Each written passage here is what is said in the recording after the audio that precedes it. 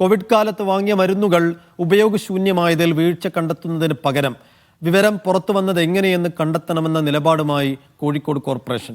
ലക്ഷങ്ങളുടെ വിലയുള്ള മരുന്നുകളല്ല, ചെറിയ തുകയുടെ മരുന്നുകളാണ് കെട്ടിക്കിടന്നതെന്ന മറുപടിയാണ് പ്രതിപക്ഷത്തിന്റെ സബ്മിഷന് ഉത്തരമായി ഭരണസമിതി നൽകിയതെന്ന് കോർപ്പറേഷൻ പ്രതിപക്ഷ നേതാവ് കെ.സി. ശോഭിത മീഡിയ വണ്ണിനോട്. കെട്ടിക്കിടക്കുന്ന മരുന്നുകൾ മറ്റു ഡിസ്പെൻസറികളിലേക്ക് മാറ്റാം എന്ന ഭരണസമിതി ഉറപ്പ് നൽകിയതായും കോർപ്പറേഷൻ പ്രതിപക്ഷ നേതാവ് പറഞ്ഞു.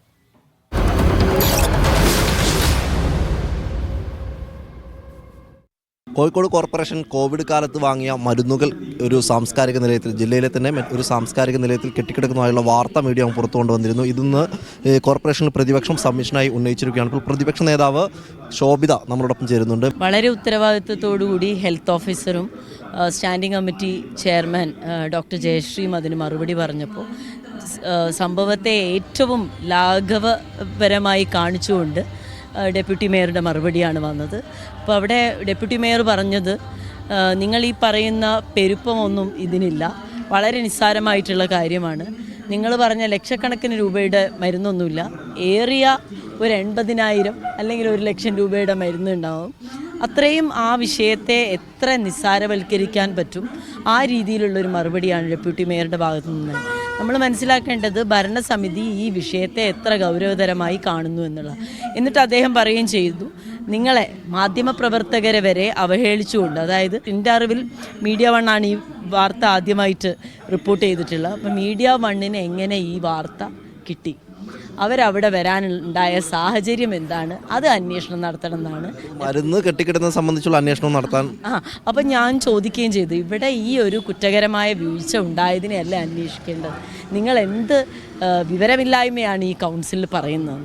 അപ്പം അവസാനം അതിനെ ക്രോഡീകരിച്ചുകൊണ്ട് മേയർ വീണ്ടും കുറ്റം സമ്മതിക്കുകയും സ്റ്റാൻഡിംഗ് കമ്മിറ്റി ചെയർമാൻ ഈ രീതിയിൽ കണ്ടുപിടിച്ച അല്ലെ അവിടെയുള്ള മരുന്നുകൾ മറ്റ് ഡിസ്പെൻസറികളിലേക്കും മറ്റും വിന്യസിക്കാൻ പറ്റുന്നത് ചെയ്യുകയും അങ്ങനെയുള്ള കാര്യങ്ങളിൽ നടപടി സ്വീകരിക്കാൻ ഒരു മറുപടി ഉണ്ടായില്ല. പക്ഷേ നമ്മൾ മനസ്സിലാക്കേണ്ട, അവിടെ അങ്ങനെ ഒരു സ്റ്റോക്ക് രജിസ്റ്റർ ആ കാലഘട്ടത്തിൽ പ്രിപ്പയർ ചെയ്തിട്ടില്ല എന്ന്. ഇപ്പോഴും ഞങ്ങൾക്ക് പറയാനുള്ളത്, ഇതിന് ഉത്തരവാദികളായിട്ടുള്ള ഉദ്യോഗസ്ഥർ അല്ലെങ്കിൽ ബന്ധപ്പെട്ട സ്റ്റാൻഡിംഗ് കമ്മിറ്റിക്ക് വിവരം കൊടുക്കാത്ത ഉദ്യോഗസ്ഥർ, അവരാര് തന്നെ ആയാലും അവർ ശിക്ഷിക്കപ്പെടേണ്ടതാണ്. ഇപ്പോൾ നമുക്കറിയാം, ലക്ഷമായിക്കോട്ടെ അല്ലെങ്കിൽ ആയിരങ്ങൾ 10,000-ആയിക്കോട്ടെ, സാധാരണക്കാരന് ഈ മരുന്ന് കിട്ടിയിരുന്നെങ്കിൽ അവൻ്റെ ആവശ്യത്തിൽ ഇത് ഉപകരിക്കുമായിരുന്നു എന്നുള്ളതിൽ യാതൊരു തർക്കവുമില്ല. ഞാൻ ഇപ്പോൾ മനസ്സിലാക്കുന്നിടത്തോളം BP അപ്പാരറ്റസൊക്കെ അവിടെ ഇഷ്ടം പോലെ സ്റ്റോക്കാണ്. ഈ അടുത്ത ദിവസമാണ് ഞങ്ങളുടെയൊക്കെ ഡിസ്പെൻസറികളിലും ഹെൽത്ത് സെൻ്ററുകളിലും BP അപ്പാരറ്റസ് പ്രവർത്തിക്കാത്ത കാര്യങ്ങൾ സൂചിപ്പിക്കുകയുണ്ടായി. അതും ഇപ്പോൾ പറയുന്ന കേട്ട് ഏതൊക്കെയോ ഹെൽത്ത് സെൻ്ററുകളിലേക്ക് അത് വിന്യസിക്കാൻ വേണ്ടി HO നിർദ്ദേശം നൽകിയിട്ടുണ്ട്. മാത്രമല്ല ഒരുപാട് ബെഡുകൾ ഇത് കൂടാതെ ഉണ്ട്, അത് ബീച്ച് ആശുപത്രിയിലേക്ക് കൊടുക്കാനുള്ള ഡയറക്ഷൻ കൊടുത്തിട്ടുണ്ട് എന്നാണ് അറിയുന്നത്. നടപടി ഉണ്ടാവില്ല. തീർച്ചയായും ഇത് വളരെ നല്ല ഒരു മാധ്യമ പ്രവർത്തനം എന്നുള്ള രീതിയിൽ ഇതിനെ ഉദാഹരിച്ച് കാണിക്കാവുന്നതാണ്.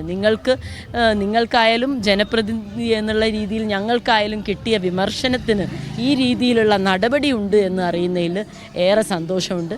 വൈകിയാണെങ്കിലും നിങ്ങളുടെ ഇടപെടൽ, മാധ്യമപ്രവർത്തകരും ജനപ്രതിനിധിയും ഏത് രീതിയിൽ ഇടപെടൽ നടത്തിയാൽ കാര്യങ്ങൾ നടക്കുന്നുള്ളതിൻ്റെ ഒരു ഉദാഹരണമാണ്. നന്ദി. ഏതായാലും ഇക്കാര്യത്തിൽ ഒരു നടപടി ഉണ്ടാകുമെന്നുള്ള ഒരു ഉറപ്പ് കോർപ്പറേഷൻ ഭരണസമിതിയുടെ ഭാഗത്തുനിന്ന് ലഭിച്ചു എന്നാണ് പ്രതിപക്ഷ നേതാവ് പറയുന്നത്. ക്യാമറാമാൻ സഞ്ജു പട്ടപ്പള്ളപ്പം, സലാം മുഹമ്മദ്, മീഡിയ വൺ, കോഴിക്കോട്.